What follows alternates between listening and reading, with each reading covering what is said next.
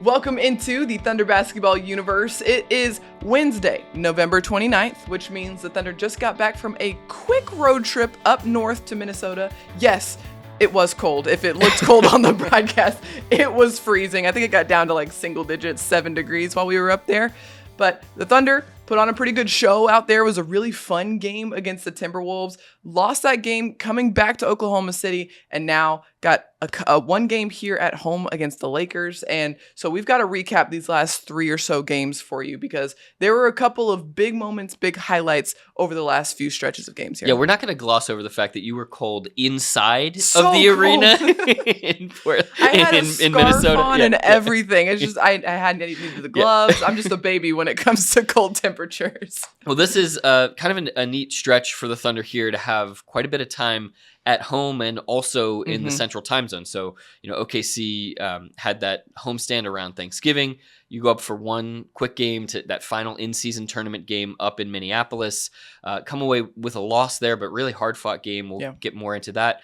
And now you've got the Lakers coming into town, one quick game down to Dallas, and the schedule for the Thunder was just revealed for next week. Now coming out of the in-season tournament.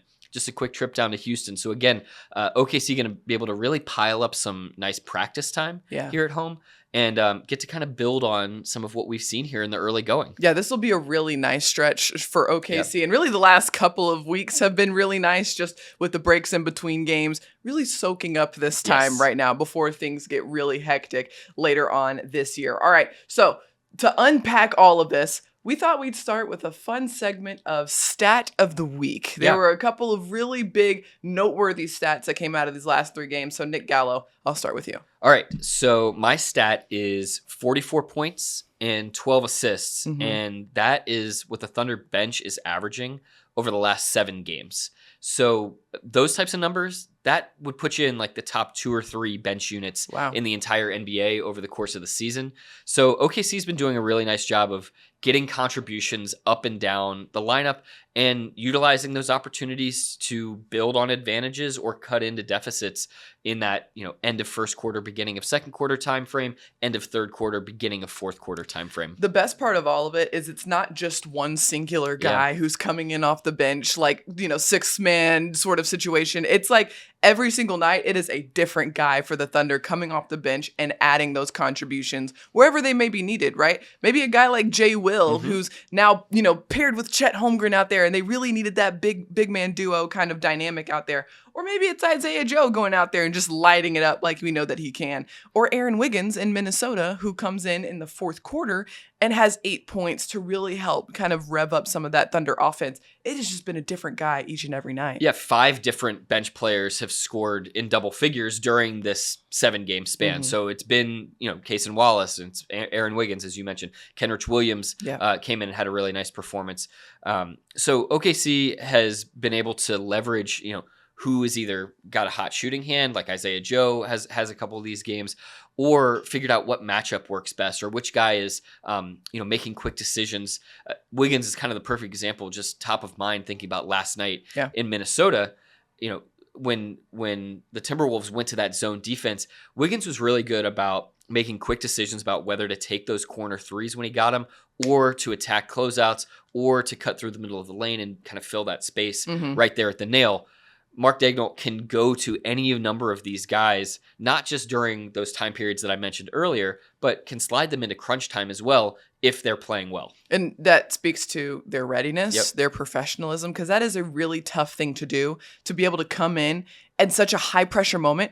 And at the beginning of the game, you didn't know what your minutes were going to look like to begin with. But these guys always rise to the challenge. They always rise to the occasion. And that's something that's really been building and culturally for the Thunder over the last few seasons, of having this mentality of readiness, prepared for anything, and just professionalism to handle business when you're out there. Yeah, and the mental, physical endurance to be able to play different stretches of the game. And we've seen guys get popped in for a minute or 2 minutes, and then you're back off the bench. And it just reminds me of something that we talked about with Isaiah Joe in the one-on-one that you had with him at the beginning of the season, which was, these guys are training for those types of opportunities and, hunting the way to get themselves to be the most efficient that they can possibly be. And we're seeing great efficiency, obviously, from these bench guys, as I laid out. Yeah, it's been really fun to see who from the second unit is going to be, the X factor in this game, in which game tonight. And so that's been really, really cool to see. Really good stat there, Nick Gallo. All right, mine is, it's about Shai. It's about Shai. It's about Shai. Yeah. And no, it's not about the 40 points that he scored against the Bulls, the other night. It's not about the 30 points that he scored in each game since then. It's about his defense. He's been incredible. Do not overlook Shai Gilgeous-Alexander's defense. He had 3 steals in Minnesota against the Timberwolves. He leads the league in steals per game. And a couple of other really important hustle metrics that I'm going to let you talk about a little bit later. This man is so active, so intelligent, and cares a lot about the defensive end of the floor. And this is something that's really interesting. And we talked to Thunder head coach Mark Dagnall about this, and I brought it up on the Bally Sports Oklahoma broadcast last night.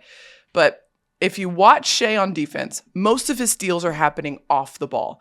And so in addition to, his intelligence, he's got really good length, so he can really, be disruptive back there. But in addition to those things, it's really kind of a shout out to the Thunder's point of attack defenders, guys like Lou Dort, guys like Jalen Williams, J-Dub, and guys like Cason Wallace, who are causing so much disruption on the ball that Shai can thrive and use his anticipation and length as a help side defender. He's kind of like an elite safety in football. He can hang back in that cover 2 basically, and he can sit back there. And when the defensive backs kind of pass off the wide receiver, he's able to go and attack that play. So he's able to use his length in the passing lanes. He's able to use his quickness and his length to contest shots. And what you alluded to, I actually laid out some of these statistics in this week's Drive and Dish, which is a part of our weekly Thunder Insider email newsletter. So you're definitely going to sign up for that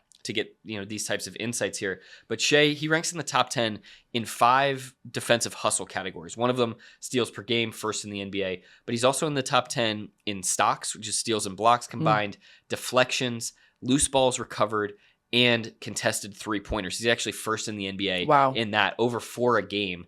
And what that means basically is, to your point, when the Thunder main defensive guys, Lou Dort, and Chet Holmgren, maybe they've stopped up the initial action on the strong side, that ball's having to get sprayed out to the other side. Shai is there to either make a deflection, be disruptive, or contest that shot. And that's really helping the Thunder's defense be really well-rounded right now. I imagine for a guy like Lou, like J-Dub, like Cason, when they are exerting all of this energy on these high-level on-ball players, these point guards who are just, heavy usage players, that requires a lot of energy and effort. You want to know that behind you, there's a guy who is active, who is anticipating the next pass, knowing that, all right, if I do my job here, we should be able to get a stop because Shai is back there lurking. He's looking. He's finding these opportunities.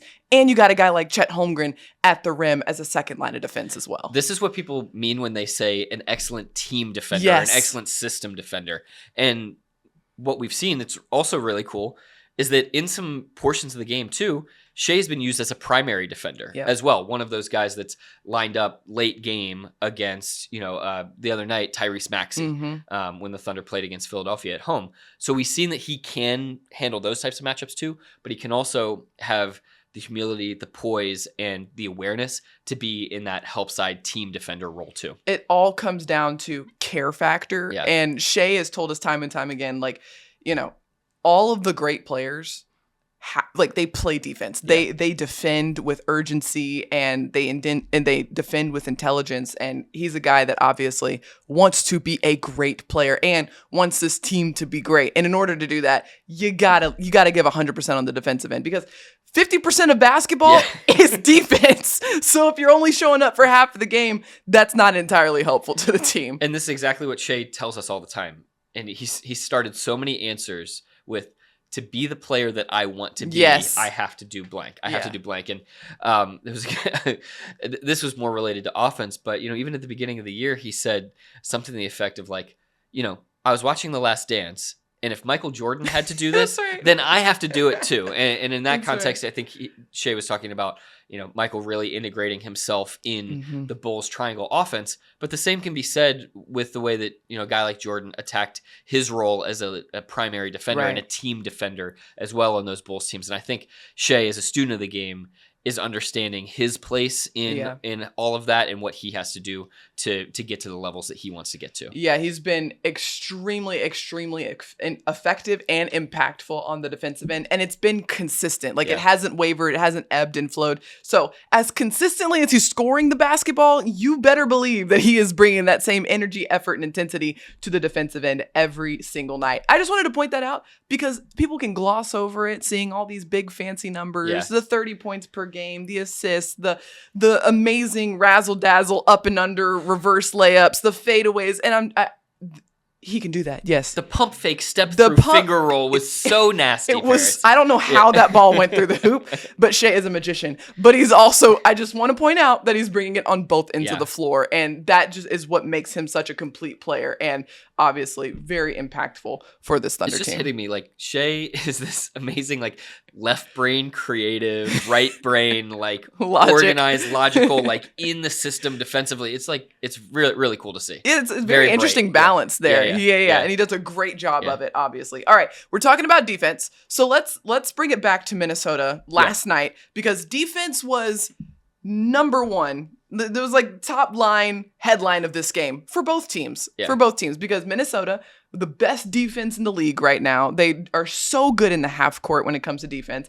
But it was the Thunder to start the game that held Minnesota to 39% shooting in the first half, really locked in defensively. And then Minnesota started to tap into their defense, their half-court defense, went to a zone in the second half and started to chip away at the Thunder's lead. The Thunder led by as many as, I believe, 12 points in that game.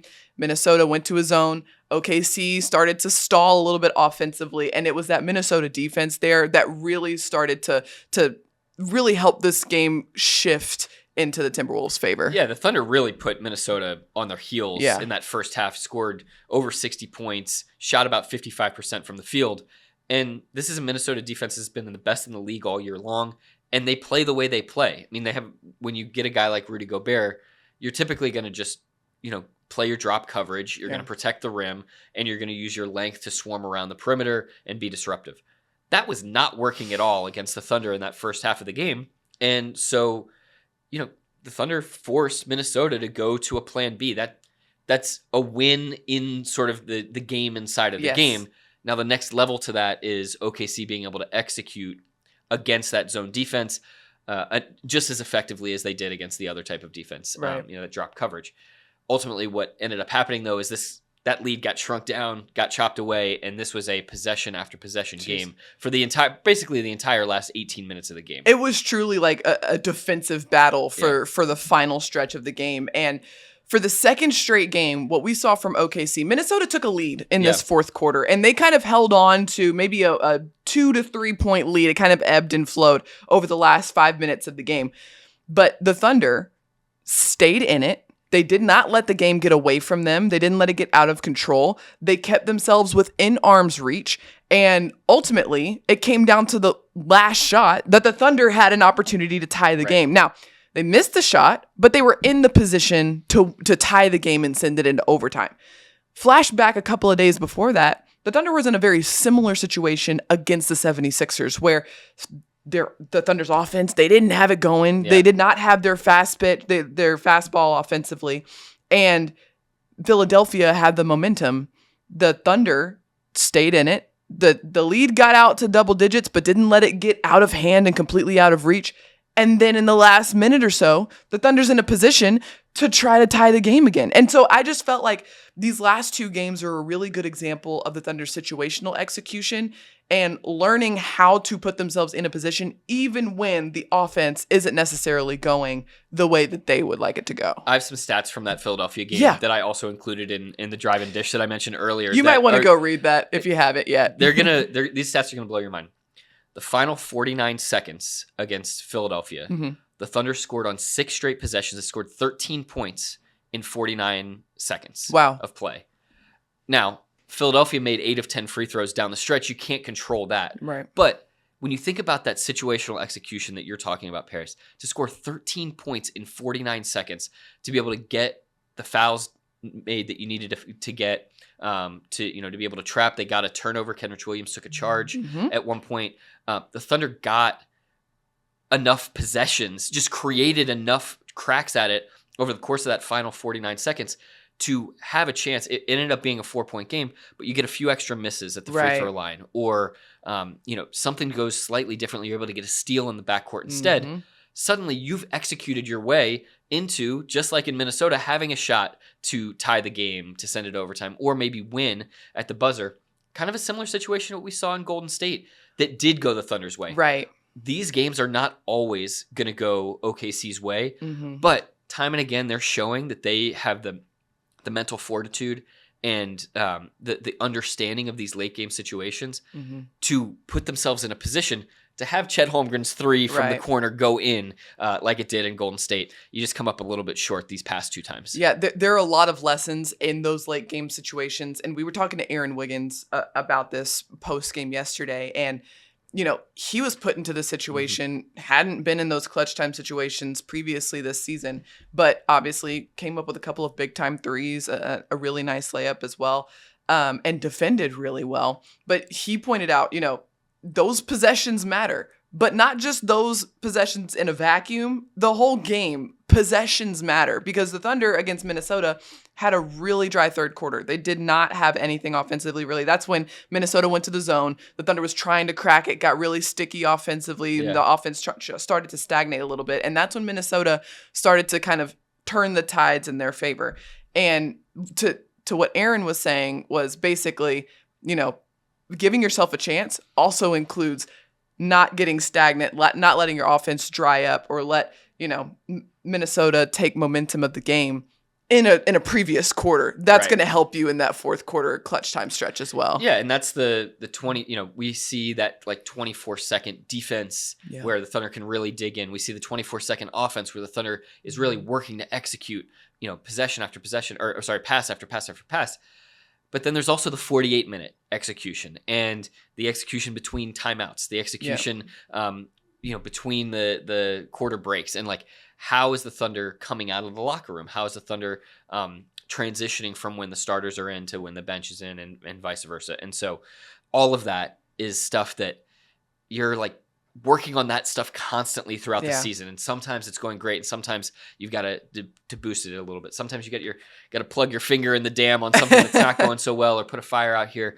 And that's just the season. That's how this goes, because you're not going to have everything be perfect across the board for the entirety of 48 minutes, 100%. For the entirety of 82 games. Right. Yeah. And this is something that Shai brought up, I believe, after the Chicago game, was finding different ways to win. Yeah. It's so important in an 82-game stretch. Sometimes you're not going to have your fastball. Sometimes the opposing team is just not going to miss a shot. Whatever you do, they're just not going to miss a shot. That's the NBA. Yeah. But you have to find a way to put yourself in a position, give yourself the opportunity to have a chance. That's all you can ask for, and then let the uncontrollables do what they do, but control what you can control. And we saw that with the Thunder and their win against Chicago. Really tough, gritty game, hard-earned win for the Thunder. And then we saw two very different games with Philadelphia, Minnesota, and something I want to bring up that we saw a little bit with that Philadelphia game was a new lineup that the Thunder threw out there, and it included Chet Holmgren at the 5, or maybe it was Jay Will at the 5, Chet Holmgren at the 4. But those two in the lineup together, it brought out a little bit of an interesting look for the Thunder. And we talk about finding different ways to win and different, variations of lineups, people you can plug and play. This was something that was really interesting. Well, two things. Your uncertainty about whether who's at the 4 or the 5 is exactly what the Thunder is going for. That's good. That's exactly what OKC wants the opposing team to be wondering and thinking about too. How do we match up to this combination of two guys who, Jay Will shot 40% from 3 last year. Right. Chet is above 40% from 3 this year. They're both, really big and tall and great passers and ball transfers as well. So how are we dealing with this? The other element to this is, just like what we were talking about with the late game situational execution stuff, and the bench, being able to come in and which guys are you utilizing in clutch time situations. We're not even 25% of the way through this season. Yeah. the Thunder's stated goal at the beginning of every year is be a better team at the end of the year than you were at the beginning of the year. Well, that doesn't just happen without some intentionality behind it. So the Thunder is using this, these portions of the season to figure out more about who they are, figure out what they have on the roster, figure out whether some of these combinations work. Some Mark Daigneault got asked some questions about, going big with Jay Will and Chet. And his response was like, well, this wouldn't even be considered going big unless we hadn't gone small instead. And last season, there were so many questions about like, oh, is the Thunder going small and what is this like? It was like, that was an experiment that the Thunder ran and it turned out to be great. Right. And so the OKC has to still be aggressive about running some of these experiments throughout the course of the season in situations that make sense. And this week, Paris, is kind of the perfect week to run that experiment. Definitely, because if you look at the Thunder's opponents, Philadelphia, big team, a lot of length, very physical. Minnesota, big team, a lot of length, very physical. Los Angeles Lakers, big team, very physical, and also a veteran team as well. And so this is a really good kind of stretch of games that the Thunder can test a lot of this stuff out. If we're going to talk about Chet and Jay Will, we have to talk about my favorite element of this lineup, and it's the fact that the rim protection through the roof. And it's not... You can do it either way. Anyway, and it makes me so happy because obviously you've got Chet Holmgren, who's among league leaders in blocks per game. The man is going to swat away just about anything that comes around the rim. But then you have Jalen Williams, who has got the ground attack. The man is just, he led the league in charges last year. So it's the versatility of the rim protection, the guy who can go and swat a shot, the guy who can take a charge. Either way, if I'm a guy who drives downhill, I'm thinking twice about my decision when those two guys are in the game at the same time. Yeah, and it allows either one of them, you can play either one of them sort of as the defender of the opposing team's 5-man or the guy that's, setting screens in those situations. So you can have Chet drop back, be that rim protector, or you can have Chet as a weak side defender. Right. And then all of a sudden, holy smokes, you got 7'1" size and length on the wing. Think about how much space that's taking up in terms of either like a short side pass or a cross court pass over the top. Not a lot's getting through there, and you still got a rim protector in Jay Will who's going to put his body on the line. One thing that we talked to Mark Daigneault about just this whole dynamic is he said he felt like after that game against Philadelphia, like neither one of those guys were really mitigated in what they were able to do. And in fact, the two of them really collaborated quite a bit as well. Jay Will, all 5 of his assists in that Philadelphia game, that was a season-high 5 assists, where the Thunder really played those guys together a lot. All 5 of them went to Chet. They both are great facilitators. And I talked to Jay Will on Media Day just about his passing, because it's something that showed up last season as well. This isn't necessarily new for Jay Will, but he said, I used to get in trouble for passing too much. Yeah. Like in college, in high school, my coaches would get on me because I was passing too much. I would average like 8 assists a game, and they're like, we know what you can do offensively. You need to shoot the ball. And so he loves to pass. Go dunk on everybody. Get on the block. Get us a 2. And so he has always had this passing ability. And he's like, I love it, honestly. When I'm at that high post and I can facilitate, that's my bread and butter. That's where I want to be. Well, from the pickup that we've played with our very own Michael Cage, I can just tell you that every big man wants to be a guard. They do. And there's nothing that Michael loves more than standing out behind the 3-point line, shooting some threes, facilitating, passing the ball. But you know what?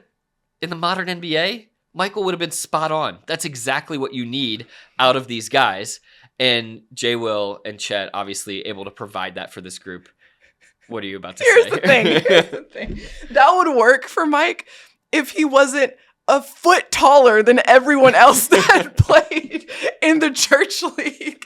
What are you doing behind the arc, man? There was a legendary story from our traveling over the years where Michael was playing pickup with a bunch of just, middle-aged guys on the road somewhere.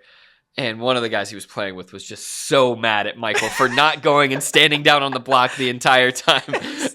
We get a laugh out of it every time Michael tells this story. I will say, I have gone and played in the church league with Mike before.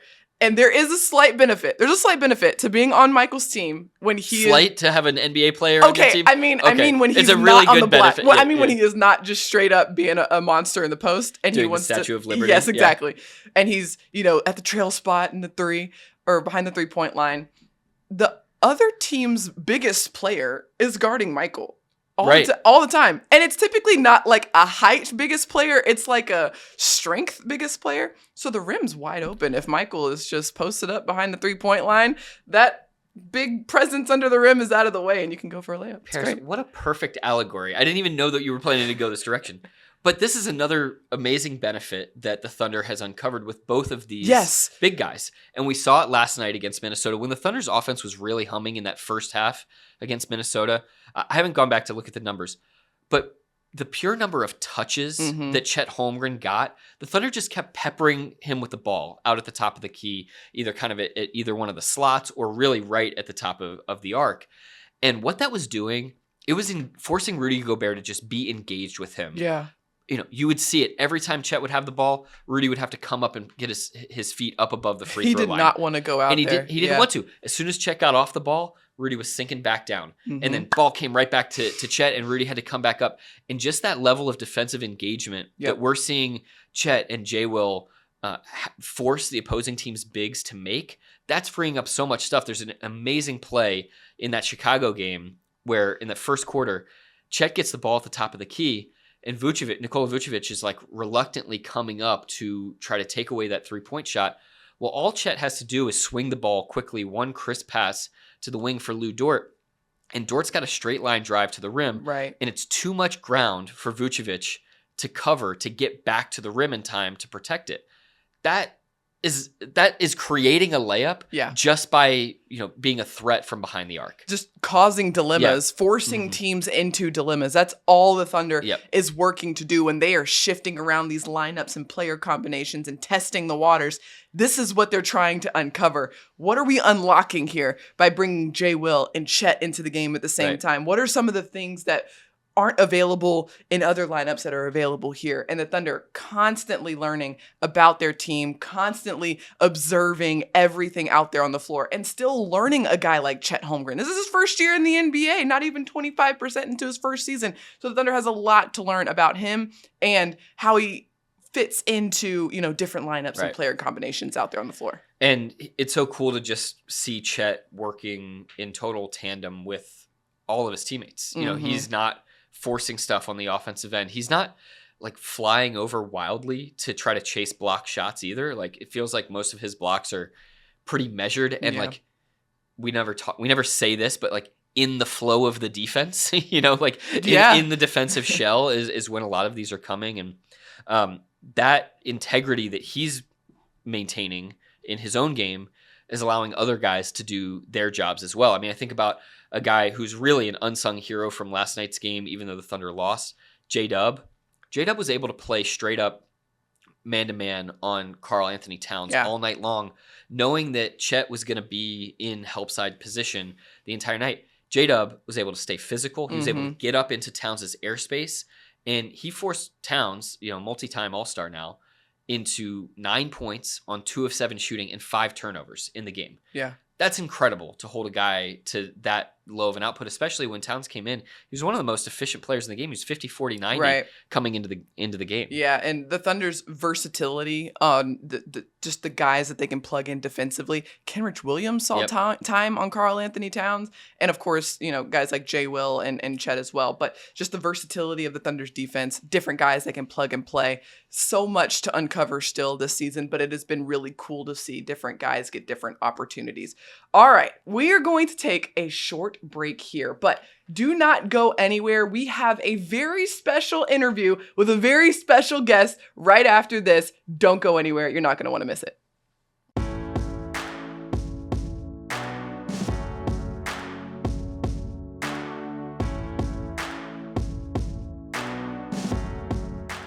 We are now joined by a very special guest for the very first time ever on the Thunder Basketball Universe podcast, Mayor David Holt, the mayor here of Oklahoma City. We are truly honored that you take the time to come join us on the TBU podcast. For future reference, you are now a friend of the pod. Once you're on one, fast friends fast friends here. Yeah. So thank you so much for joining us today. Absolutely. Well, I already felt that kinship, but I am honored to be here and fan of your guys' work. And I know it goes back years. So you've been great champions for the team, and you provide great information for the fans. And again, I'm just honored to be here with you today on the pod. It's always such a special treat to see you at the games, and you're such a big fan of the Thunder, and what's going on here. And obviously, there's a big vote coming up, so we wanted to just let you have an opportunity to talk about that. Yeah, well, I mean, first of all, how could I not be a huge fan of the Thunder? Right. I mean, I'm a kid. I'm an OKC kid. I grew up here.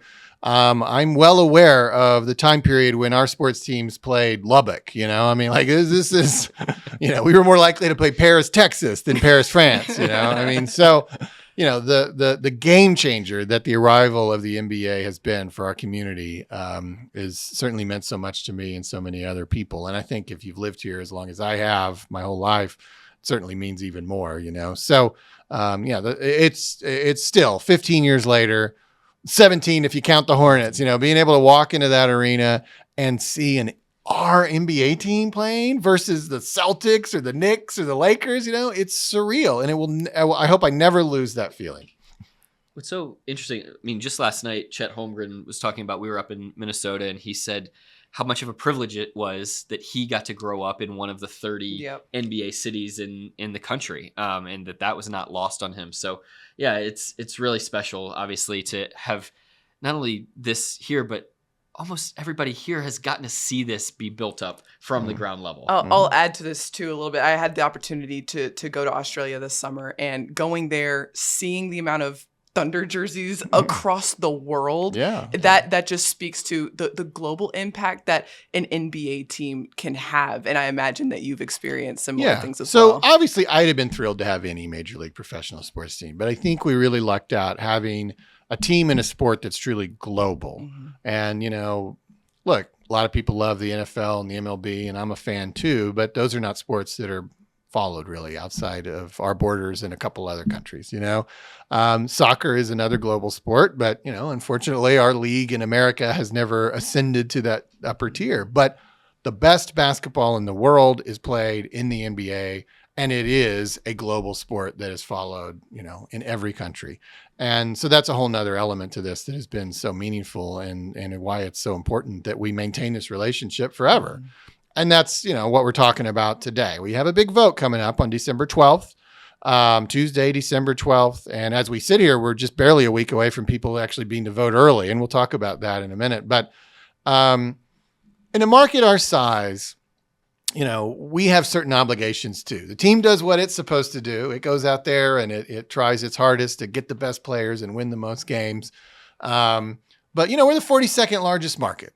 And as big of a champion as I am for Oklahoma City, I also have to be a realist. I have to understand that we're a small market in the sports world. And, there's only 30 teams. So if you just let the free market reign, like, we wouldn't have a team. A lot of crazy things happened that gave us this opportunity. And local ownership has been a critical piece to that. But it's always been understood in smaller markets that, you have to provide an NBA facility. And it's actually something we've understood in Oklahoma City beyond the NBA for a century.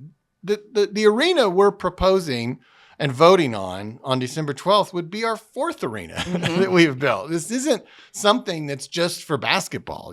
This is something that in 1927, in 1962, and in 1993, our residents also recognized was a high priority. The arena has sort of been the centerpiece of our city's quality of life for a century.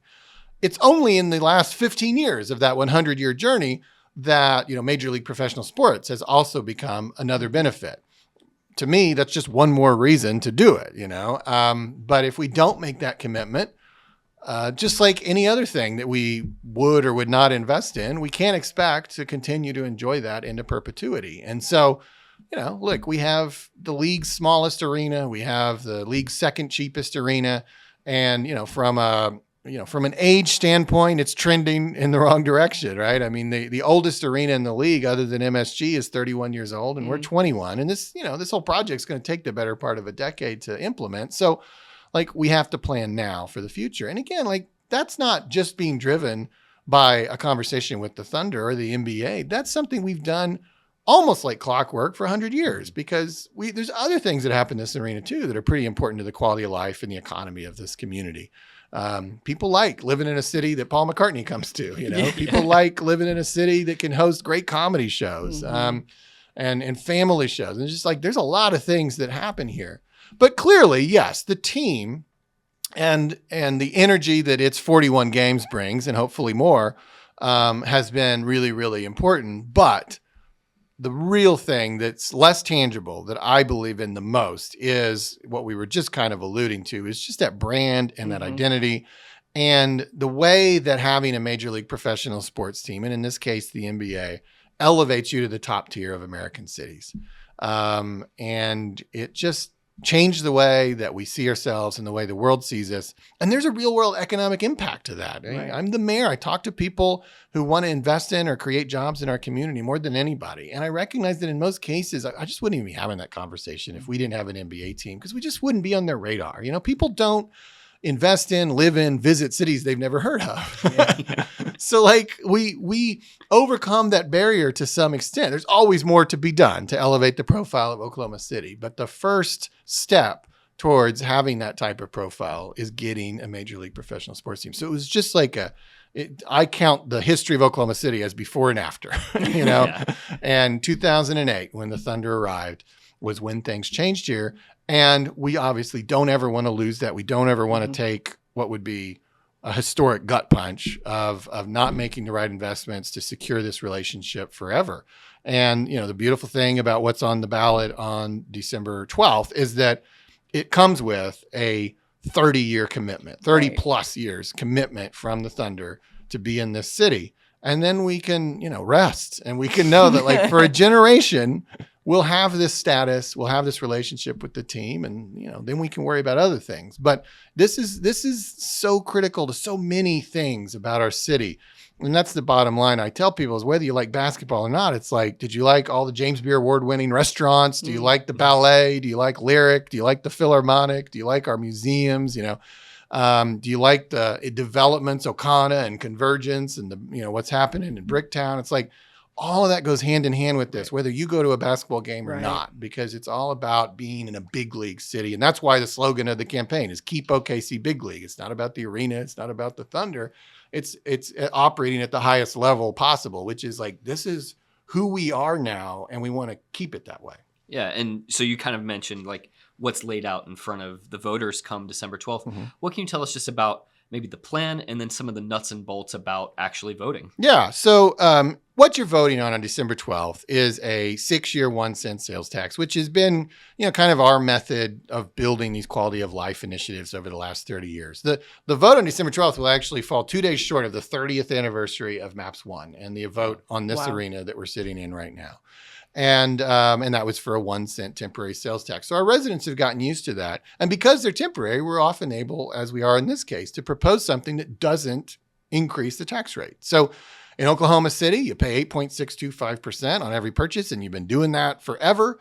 And even if this passes, that's the same rate you'll be paying. So I found that's, of all things, probably the most important detail to most people. Is they're like, oh, it's not even a tax increase? Why are we even arguing about it, But that is the case. It is not a tax increase, and it will build a $900 million arena, which will be over 750,000 square feet, which is like almost 50% larger than what we have today, which is really important because that kind of defines, the way that your arena can produce revenue for the users of it. And ultimately, people come to your community either to play sports or perform because they want to make money. And so you need to provide a venue that maximizes that opportunity for them. So it'll be much bigger. It'll obviously be very high quality. And it'll be an upper echelon arena, and it'll help us compete in a world of billion-dollar arenas because that's the world that the NBA is today. And in exchange for doing that, the team is donating $50 million to the project. And it's truly a donation because this is owned by the people of Oklahoma City.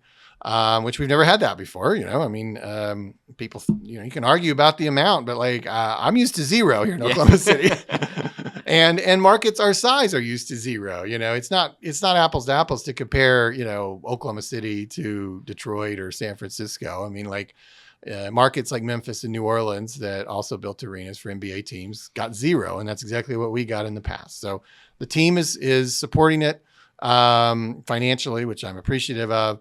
And most importantly, though, because this is where the real ROI lies, the team, as I alluded to earlier, has made a commitment to play in the new arena for 25 years. And the intervening years at Paycom, probably 5 or 6 or so, which brings the commitment beyond 2050, which sounds like pretty futuristic. Sounds like forever. Yeah. My kids will be my age when that arrives. And so that's the amazing thing. I mean, we've, hired economists to tell us what this team is worth in a very direct way. I think there's a lot of indirect and a lot of intangible benefits as well. But in a very direct way, it's $590 million a year in annual economic impact, 3,000 jobs. And so every single one of those years in that 30 plus year commitment is $590 million to our community. So you basically pay it back in 2 years, and then you still have 28 plus years left, So it's a no-brainer from an ROI standpoint. But what we really need, and I think because it's a no-brainer, every time we have polled this, we have seen a really, from a political standpoint, an overwhelmingly positive response. I mean, not everybody always, you're never going to get 100% on anything, but in political standards, it's been far beyond a majority. But polls don't count, so that's part of the reason I think we're talking today is like, make sure people understand, have a sense of urgency, understand what's at stake, understand that you only get one shot at this. And that shot is on December 12th. And so we need people who believe in the city's future, who believe in the power of an arena, who believe in the power of Major League Professional Sports, or are just a Thunder fan and don't want to be cheering this team from 1,000 miles away. Like they want this team to always be called the Oklahoma City Thunder. They got to get out. It doesn't matter that you talked about it or that you answered a poll or anything else. Like you can't, no excuses on December 12th between 7 a.m. and 7 p.m. You got to find your way to your usual precinct. And a few practical details that might be worth mentioning. Well, first of all, you can vote early at your county election board Thursday and Friday before the election. Some people like that, and that is available to you. In Oklahoma County, that county election board is on Lincoln. But if you prefer to vote, like at the usual place, every single registered voter in Oklahoma City can vote, regardless of your party registration. Unfortunately, it's too late to register now if you're not registered, but if you're registered, you can vote. And here's a critical thing. We have a very large city by landmass. One of the 5 largest. Exactly. It's one of the 5 largest cities in the United States. And a lot of it is covered by zip codes that are associated with other neighboring communities. So we have a lot of Oklahoma City residents who get letters that say they live in Yukon or Edmond or Moore or Choctaw. And they may even also, on top of that, live in the school district that's associated with those suburbs. So what I always say is, what does your trash can say? If your trash can says Oklahoma City, you live in Oklahoma City. We don't pick up the trash of people who live in other cities.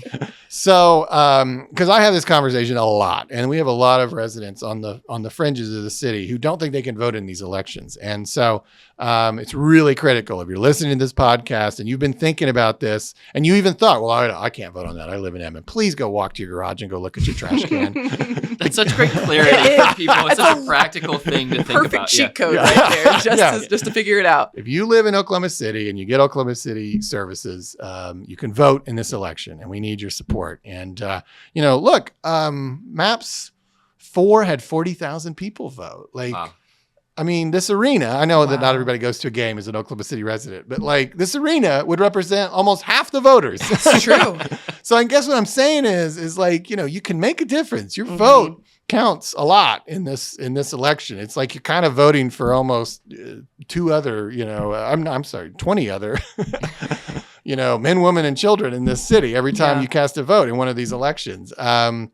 You have a big voice. And if 2,000 Thunder fans come out that would not have otherwise voted in a December city election, like that's multiple percentage points. You're putting it's a huge deal. Buckets on the board there. Yeah. So I think it's really turnout is critical. And, polls don't matter. I mean, how we perform on December 12th is what matters. And it's a generational choice. I mean, how we vote on December 12th will chart the direction of this city for the next 30 years. And obviously, I want us to stay big league. I want us to vote yes. I want us to make this commitment. And we can do it. To me, it's a win-win because you could do it without even raising taxes. And those are some very impactful tidbits there to keep in mind, especially the cheat code. Go check your trash can. Just go see if Oklahoma City is on there. If it is, December 12th is the day to get out and vote. Early voting, December 7th and 8th at the county election board. Mr. Mayor, before we let you go, we had one thing that we did want to talk to you about. We saw recently you were at an OKC Blue game, which we talk about very often on this podcast just because the Blue is so great. Nick calls a lot of their games throughout the year, and the one you were at was such a fun game because it was field trip days. What was your experience during that Blue game? Yeah, so I was kind of passing through. I didn't even know that was happening. I mean, it was like 10 in the morning or something, right? Like, they're early games. And I walk into the arena and there's 9,000, 10,000 kids who, by the way, so 9,000 screaming kids sounds like 100,000 adults. It does. And so it was wild. And I thought, first of all, what a great experience for the players. Because look, G League doesn't always draw the biggest, the biggest fan base. And so wow, they get to play in what feels like a playoff atmosphere, And then obviously what an amazing experience for the kids. These were kids from all over the state. And in fact, I think even from Arkansas, right? And I learned that this happens 4 times a year and it's an amazing experience for all involved. And that particular game ended with a 30-foot banked 3-pointer to win by 1. Yep. Which right you at the called, buzzer. Yes. Right? Yes. I can't remember the call exactly. It was so wild. good. I don't really remember it either. You had, whatever it was, you were appropriately ecstatic. I remember you just said, "Can you believe it?" or whatever, whatever was the appropriate in that moment. But it was really, really cool to see that. And I think actually, because I posted about it and I had so much feedback, I could imagine you start getting some more requests. Well, I didn't know that was happening. Can my school come and watch? Watch a Blue game? Yeah, and I'll play them all that way. I think that was great. And just amazing that, how many young basketball fans were probably created that day. So many kids probably showed up that didn't care about basketball, but because of this opportunity, they do. Well, and think about, especially the kids from outside Oklahoma City. I mean, what a big deal it is. Come to downtown, come to this arena, watch the world's greatest basketball players. I mean, it's, it's amazing to think the opportunities we have in Oklahoma City compared to, as we talked about earlier, what it was like for me growing up, and to think that I think it's great that we can share that with the state and the region. And certainly as the mayor of this city, I love that people aspire to come here and experience things and that we can offer them something that's special. So kudos to the team and the organization for putting that together and keep that up and add more games and bring more kids. That's amazing. Bring your earplugs though. And earplugs, exactly. Well, Mayor Holt, we really appreciate you taking the time, coming down to Paycom Center and talking to us on this podcast. We really appreciate it. Absolutely. This is so fun. Thanks for having me. Anytime. Let's talk basketball next time. Yes, sure. Absolutely. All right, it is time to just give you a little heads up as what's coming up for the Thunder later on this week. But first, we finally know what the Thunder's going to be doing the week of December 5th. And they have 2 games, one on the 6th, one on the 8th. These are the 2 games that, since the Thunder did not make the knockout round of the in-season tournament, we now have 2 regular season games slotted on the schedule. That's right. The first one's on the 6th. That's at Houston. And then 2 nights later, it will be the 4th matchup already this season with the Golden State Warriors. The Thunder will be done with the Warriors by that point, and got to be the most times that 2 teams have played each other at this early stage of the year. I mean, to barely be into the first week of December and have seen a team 4 times is pretty amazing. Yeah, and the Thunder going to be ready for that matchup, that's for sure. A lot of film, a lot of tape that they can look back on to prepare for that matchup. But before that, this Thursday, tomorrow, the Thunder plays the Los Angeles Lakers, welcoming LeBron James and Anthony Davis to Oklahoma City. Yet again, another big physical team, veterans, a lot of just guys who have been in the league for a long time. Going to be a really good test for the Thunder. Yeah, and then OKC hits the road. 1 quick game in Dallas on Saturday night. chance to kind of look at a Mavs team that's come out with great intentionality this year. The way that they've used Derek Lively at that center spot as the rookie has done a nice job for them there, and then Luka and Kyrie doing their stuff out on the perimeter too. So really big time defensive matchups for the Thunder coming up this week. Yeah, should be really, really fun to watch. So be sure to tune in on Valley Sports Oklahoma or on the radio, WWLS, the Sports Animal, and the Thunder Radio Network. And until then, we will see you next time. Thank you so much for watching and listening. Be sure to like, rate, and subscribe wherever you get your podcast. Thank you so much to our special guest, Mr. Mayor Holt, and to our producer, Matt Bishop. Thanks so much. Thunder up, and catch you later.